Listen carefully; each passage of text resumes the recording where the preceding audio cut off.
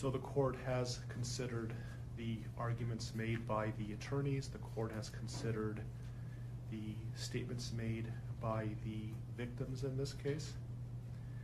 The court's going to find that the plea agreement is fair and reasonable under the circumstances. I want to acknowledge the Rusick family as well as the Watts family that showing mercy on Mr. Watts is understood, and I respect that decision to request that the district attorney not seek the death penalty in this case.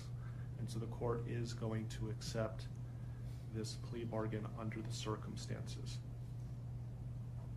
Words that come to mind when I hear the evidence in this case are a senseless crime and the viciousness of the crime.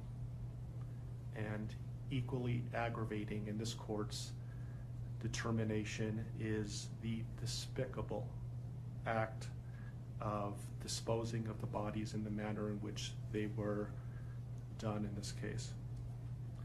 I've been a judicial officer now for starting my 17th year, and I could objectively say that this is perhaps the most inhumane and vicious crime that I have handled out of the thousands of cases that I have seen. And nothing less than a maximum sentence would be appropriate, and anything less than the maximum sentence would depreciate the seriousness of this offense. So the court is going to sentence Mr. Watts as follows. With regard to count number 1, murder in the first degree as it relates to Shanann Watts, the court is going to sentence you, sir, to a life sentence in the Colorado Department of Corrections, followed with no possibility of parole. And that is going to run consecutively to all but counts 3 and 4. With regard to count 2, as it relates to murder in the first degree with Bella, the court is going to sentence you to life in the Colorado Department of Corrections with no possibility of parole.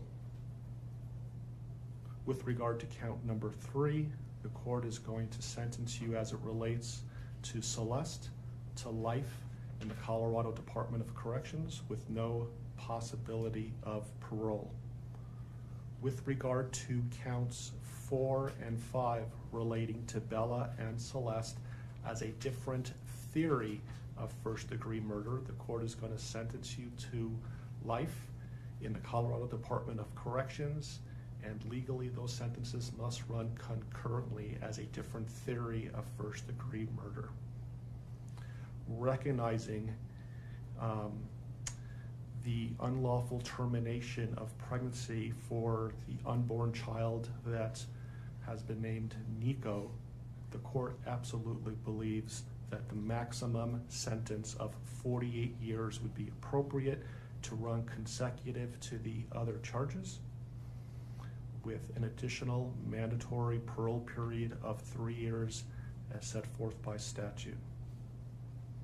With regard to count number 7, as it relates to tampering with a deceased body, as well as counts 8 and 9, each a class 3 felony, the court is going to impose a maximum sentence of 12 years each for those counts to run consecutively to the other counts. The court is going to order that the statutory fees be paid and court costs. The court's going to grant the prosecution 91 days to file a notice of restitution, and that will be the sentence of the court. We will shortly be in recess. I would respectfully ask the parties that you remain in your seat. There is a plan by the deputies on allowing people to exit the courtroom, so please remain seated until you are authorized to leave the courtroom based on the direction of the deputies.